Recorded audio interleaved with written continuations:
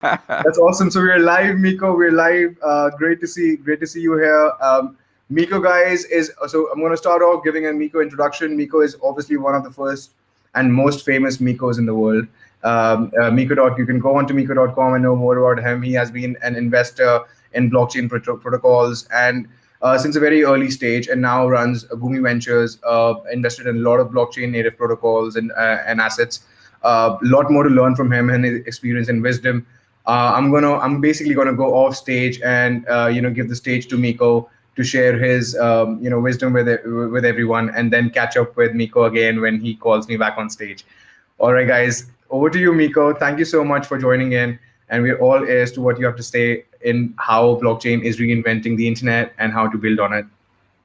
Yes, absolutely. So, thank you very much, Abhimanyu, and glad to be here. So, just wanted to let the audience know a little bit about myself and about my fund. I'm with Gumi Crypto's Capital or Gumi Ventures, and we call it GCC. So, GCC is a $30 million fund, and we've invested in some very big DeFi, CeFi, NFT, and infrastructure projects kind of notably in each category. In DeFi, we've invested in 1inch, which has been a great success. And we have upcoming projects there like Vega Protocol, Stakewise, and others.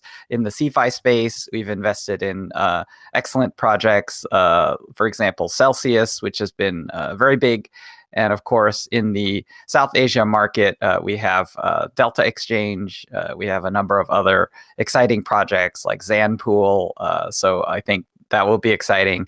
And then, of course, in the DeFi sort of NFT space, we have Yield Guild, which is a South Asian project. But we also have another project, which may be a bit more famous, called OpenSea. And we were early investors in OpenSea back when it was basically Alex and Devin. And, ever since then, of course, very famous investors have come along and they've been doing very well.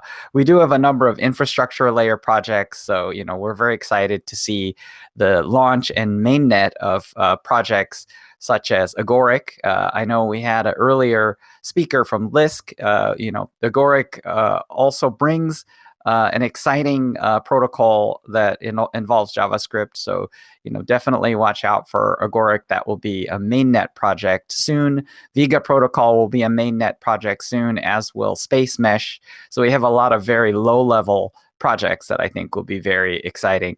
I think, for me, my main theme today to talk about is sort of rebuilding the internet with blockchain protocols, right? So, what does rebuilding the internet mean? Essentially, if you go back into the history of the internet, the internet was a project of DARPA, Defense Advanced Research Projects Agency, and they developed some very important protocols, especially including TCP/IP, which constitute layer 3 and 4 of the sort of OSI model for the network stack, right? So on top of TCP/IP, we see emergent protocols like FTP, which is sort of the file transfer protocol. We've seen emergent protocols, obviously like HTTP, Hypertext Transfer Protocol, which is a protocol that allows you to build effectively a library on top of the internet with this browsing concept. So you're able to browse a library by traversing hyperlinks.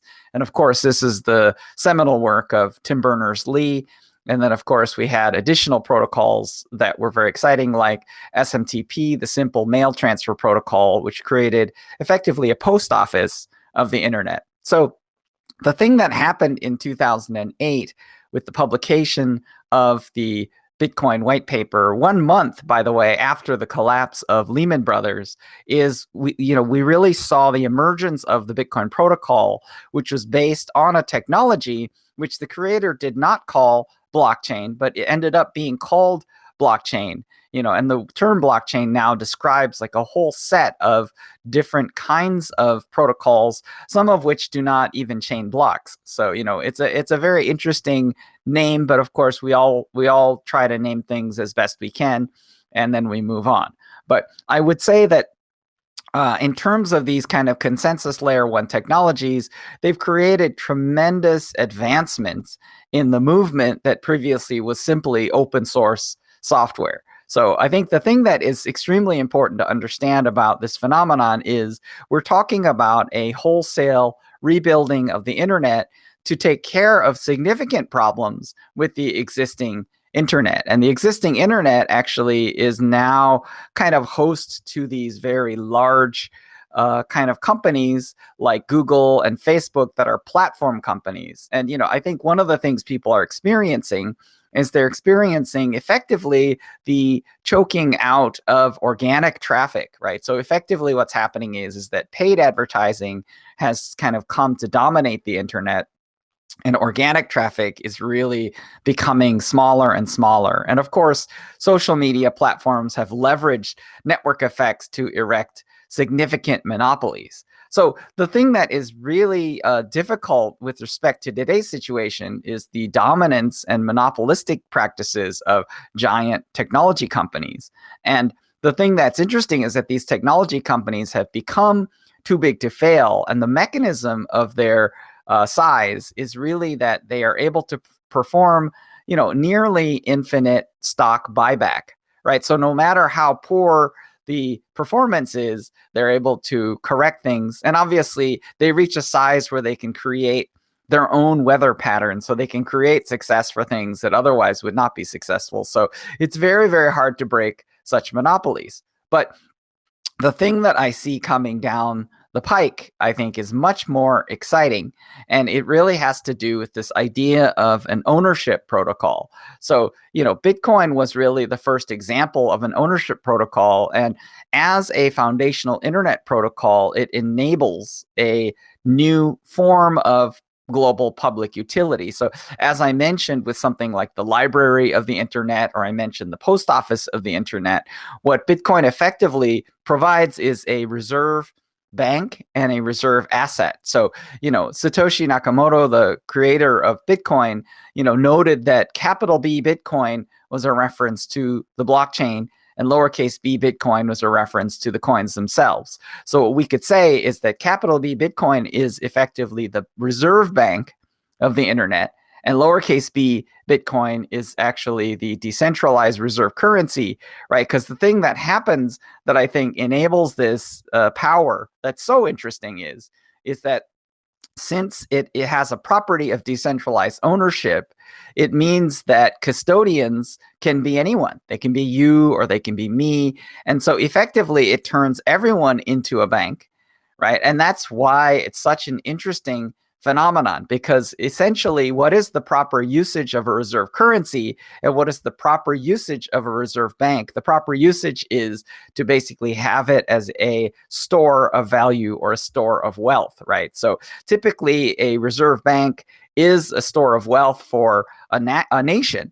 However, a reserve bank, similar to how a treasury is a reserve bank for a corporation, right? So, for example, as I described earlier, a company like Facebook will have a large reserve in the form of their treasury, and they will basically use that treasury to buy back their stock. And this allows their stock value to continue unabated, right? The thing that's fascinating that's happening now is that we're seeing not just individuals, but we're now seeing, and not just professional financial investors and traders, but we're now actually seeing corporations taking their treasuries and moving their treasuries onto Bitcoin. So, we're seeing most recently a Chinese company called Meitu, that got most famous for creating mobile games and filters and apps, photo filters. Basically, they started buying Ethereum for their corporate treasury. But of course, we all know that MicroStrategy has bought billions of dollars of Bitcoin. And of course, we also know that Tesla has bought billions of dollars of Bitcoin. And of course, there are many other examples of companies now that are adding Bitcoin to their reserve, and they are acting as a reserve bank, as sort of the heart of the reserve asset in their corporate treasury. But I think the thing that is interesting to understand about this new protocol is that the users are the owners, and the extent to which you use it is the extent to which you become an owner and an owner beneficiary, right? So that's a beautiful design, and it's a very interesting design. So, this is something that I would say should be called an ownership protocol. So an ownership protocol is one where, as you use the protocol and the more you use the protocol, the more you become an owner of this network. So, one definition of Bitcoin would be it is the reserve bank of the internet, owned by the users in proportional to their usage, right? So that's a mindset.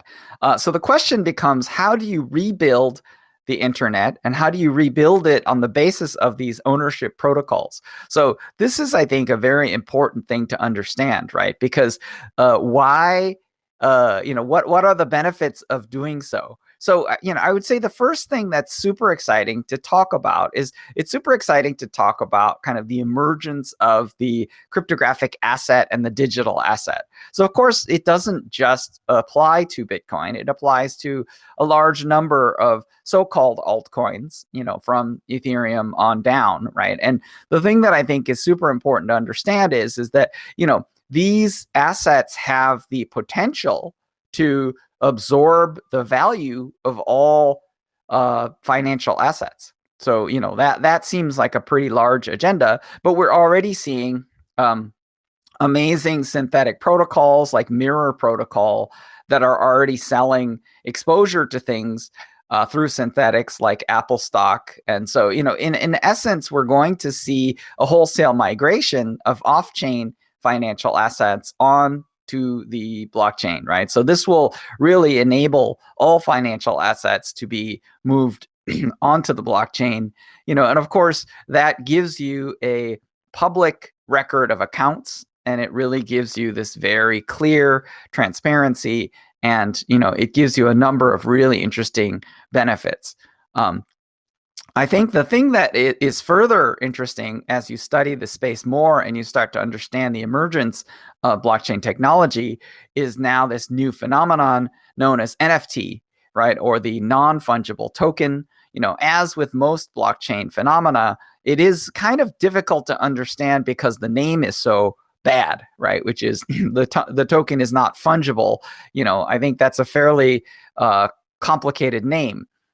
For people to understand non-fungible tokens, I think it's important for them to simply understand, what it is. I think people have an initial experience of it through, one of our portfolio companies is OpenSea. So you can easily go to OpenSea.io and you can just search and browse and buy and sell non-fungible tokens. So you can immediately have an experience and you can understand what it really is. But I think that it's actually better to think about NFT as the eventual repository for I would really say all intellectual properties. And to me, the existence of an NFT by itself is not sufficiently interesting, but that we need the emergence of more standards. One of the standards that's of great interest is are things like ERC 1155, ERC 998. So there are Ethereum-based standards that I think will be extremely important, because what we're building is the interaction between the non-fungible token itself, the so-called ERC standards, as well as the underlying smart contracts that govern the ownership and the use, financialization, etc. And why are all these things important? Because an NFT effectively represents a key. And when I say it's a key, it's literally a cryptographic key, right? And it represents a cryptographic key. And typically what you'll see is the idea that there is a creator, or there's some form of authority, right? So the authority is maybe the IP rights holder, right? So for example, let's say you're collecting an NFT and it's going to be Iron Man, right? So you have an Iron Man collectible, right? So you want the authority, who's the key signer, to really be Marvel, right? So Marvel Comics, because otherwise it's an unauthorized NFT. And the idea that the NFT is unauthorized, means that anyone can upload a picture of Iron Man, make an NFT. You could do it on OpenSea, or you can do it on. It's very common that you can mint any number of NFTs and you can sell them, right? So in a sense, you have to think about NFT in the idea of a key, right? So the other thing that's important, not just the issuer of the key, but then the key also has an owner, right? So the owner of the key is obviously the person who's able to use it, right? But use it for what? What is the key used for? So the thing that's important to understand is just what the keys are used for, just what any key is used for in life, right? Which is that a key is used for access, right? Like, what is your car key used for? Your car key is used for access to your car. What is your house key used for? It's used for access to your house, right? So the question becomes, well, what is an NFT key used for? Well, the thing that's interesting is can be used for anything, right? You could use it as a movie ticket. You could use it as access to an online game. You could use it, and so the financialization of this means that it has implications for things like digital content access. Digital content rights. Yeah, obviously, this gets a little creepy sounding, but digital rights management and things like payment, right? So, for example, all intellectual properties, including things like software subscriptions and licenses and everything else, art, books, media, film, music, all of these things become NFTs, right? And effectively, NFT has the potential to gate and become the foundational infrastructure for all intellectual property. But also the reason why it has that potential is because blockchain, the ERC standards or data standards, on other blockchains, as well as smart contracts, provide a hospitable environment to govern the usage and access to all intellectual property, right? So it doesn't matter what kind of intellectual property it is. So I think right now we're at the very early stages of the phenomenon where you're really just seeing collectible objects, which I think people are generally looking at from the perspective of art.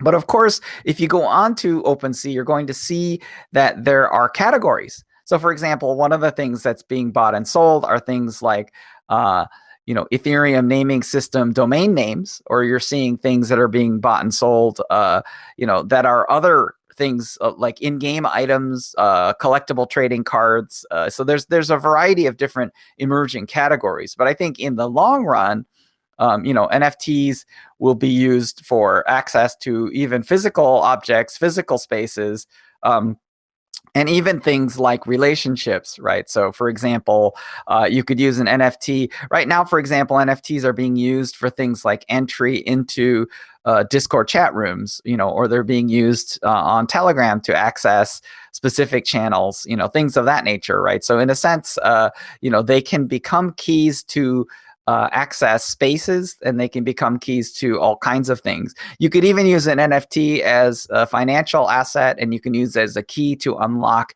cash flows, or you can use it in a governance use case. So, I don't want to belabor too much about the emergence of NFT, but I think because it's such a rapidly emerging phenomena, I think people need to reason about it properly, and they need to understand it better. I think we've had already 12 years of blockchain. And so I think we do at least have some of the basic primitives, although there's still plenty of confusion about what that word means and what the implications are. But, I know I've got about 5 minutes till the top of the hour. So what I'd like to close with is really just kind of a strong sort of assertion, right? Which is that I think one of the things we need to understand and do is that this is a big journey, like the journey of the transformation of the internet. So, for example, the first $1 trillion of value created by Moore's law in the early days of computing, it was created by giants like Microsoft and Apple, right? So if you look at Microsoft, it took 44 years to create the first $1 trillion of value. Now, if you look at the generational wave that came after that, you have companies like Google, right? So Google actually took 22 years, which is exactly half the amount of time to create its first $1 trillion of value. So if you come to this generational wave, it really is Bitcoin. And Bitcoin, since 2008, when did it receive its first trillion. The value is 12 years, which is just about half that of Google. So, each successive wave has an accelerating property being twice as fast as the previous wave. And I think that this wave is a very big and very deep and very seismic wave, just like the advent of personal computing. And just like the advent of the original internet, this is a deep, multi-decade wave. And the reason why I really strongly want to emphasize the timeframes is that we're still early in this wave. And I think people and investors are behaving as if we are late and they are late. Right now, we do expect that there will be ups and downs, right? So if you're trying to trade this cycle, it's possible that the cycle will take us lower so you can maybe trade and buy and sell and do these things. But to me, this kind of FOMO and panic and short time horizon behavior is really not going to help you, nor is it going to help the industry. So to me, as an investor, I think it's very important that people take their time, that they understand what they're putting their money into. And in a sense, if they just throw money at things that they think everyone else is throwing money at and they speculate and they learn about what to invest in from Twitter or from some random internet sources without doing their own homework, it really can become quite toxic. And, we can definitely lose a lot of valuable money and valuable time, right? So to me, please, everyone, don't be in a hurry. Don't rush. If you don't feel like you know what you're investing in, and you don't have conviction on the founders and the project plan and the code and the product, if you don't have conviction about those things, if you're just trying to flip a buck, you're probably going to harm yourself and your own fortunes, and you're really not doing the industry any favors either. So, please understand, we're in a first inning of a very long game, and that the winners will be, time in the market has always beaten timing the market. So instead of trying to flip coins and come in and out really fast, please just get in and hold things that you think will be incredibly valuable in the future. So that's my closing note. Thanks.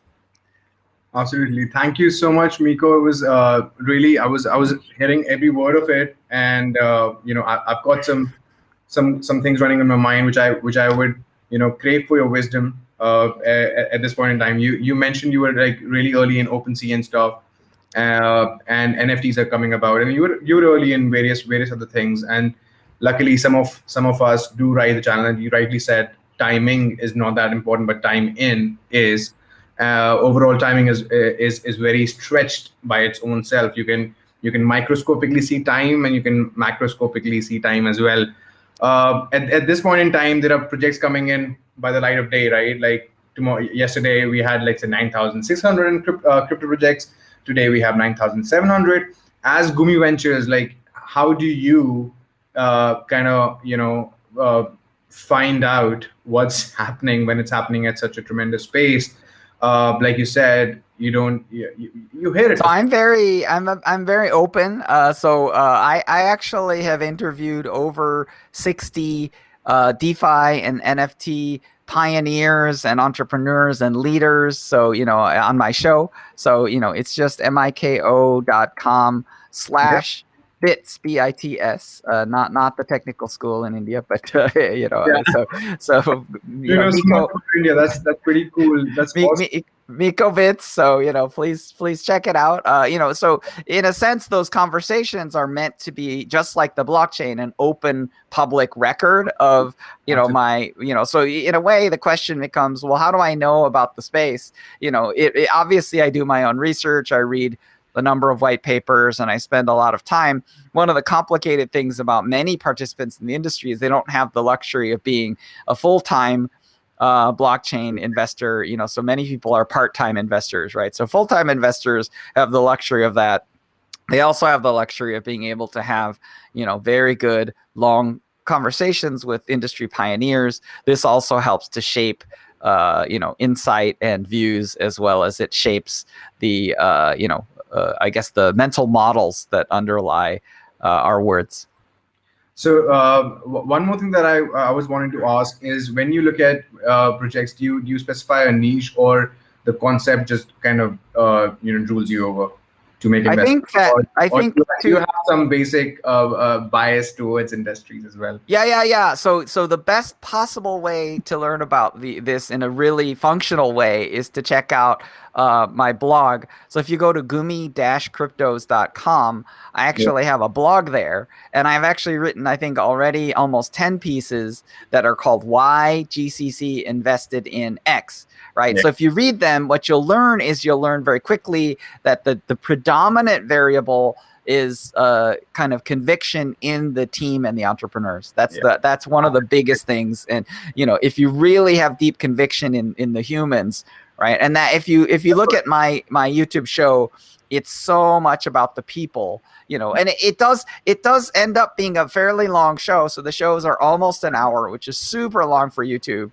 But you have to understand that Joe Rogan has shows that are 3 hours, and his goal is that in the time spent, there's no way that a human being can hide from the audience, right? Absolutely. Like in that amount of time, you're gonna see the person. You're gonna Everything see who will they come are. through. Everything will come through. Absolutely. Yes. And if you can see who the person is, Everything of his then questions. So that's pretty much it. You ask the right questions, you get the right person to say the right things. But correct. for a short media span, like media interviews happen for like 5 minutes, 2 minutes. They come on, propagate whatever they want to say, and then they go off. And But if these it's short, long they can form they can interviews, fool you. They can yeah, trick you. absolutely.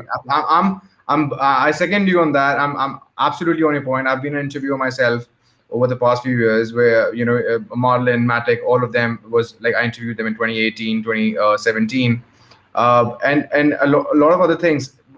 People used to ask me why I do long form interviews.